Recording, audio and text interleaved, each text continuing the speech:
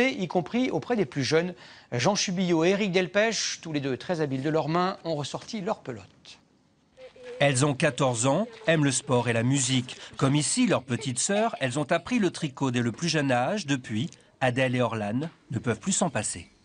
J'allais beaucoup en vacances chez ma grand-mère et en fait, elle en faisait beaucoup, donc en fait, j'ai appris avec elle et c'est venu comme ça. Ça apporte de l'estime parce que quand on achète quelque chose, on se dit ah oui, c'est beau, mais c'est pas nous qui l'avons fait. Alors que quand on fait quelque chose et qu'on trouve ça beau, on est content de soi. Dans ce café parisien se retrouvent étudiantes et nouvelles salariées. Elles ont entre 18 et 25 ans et manient les aiguilles comme personne. C'est une manière de se retrouver, de se voir un peu entre les cours et comme ça on peut tricoter en même temps. C'est amusant, ça nous détend. On prend du plaisir à faire quelque chose qu'après on mettra et puis qui sera différent de ce qu'on peut justement trouver en magasin. C'est une façon de se détendre et surtout de canaliser son énergie et sa concentration. C'est vraiment addictif, c'est la capacité de voir quelque chose et de savoir qu'on peut le reproduire en fait tout seul en regardant des vêtements.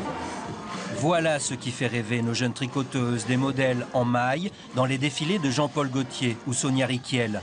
Ici, la laine a ses lettres de noblesse. Dans les années 80-90, c'était ringard et puis là, ça repart. En fait, en France, il y a 32% de femmes qui font du tricot, ce qui est énorme, 32% de femmes. Et parmi elles, on voit de plus en plus de jeunes filles qui se mettent à tricoter. En France, 3 groupes lainiers se partagent un marché de plusieurs centaines de millions d'euros. Et Internet joue un rôle important dans le renouveau du tricot. Échange de patrons, conseils. À Saint-Lô, Cécile a créé son blog il y a 7 ans. C'est quelque chose qui est très motivant. Mes lectrices, en fait, viennent de la France entière, voire même de l'Europe, même des États-Unis. Finalement, au fur et à mesure de ces années, je me suis fait des amis.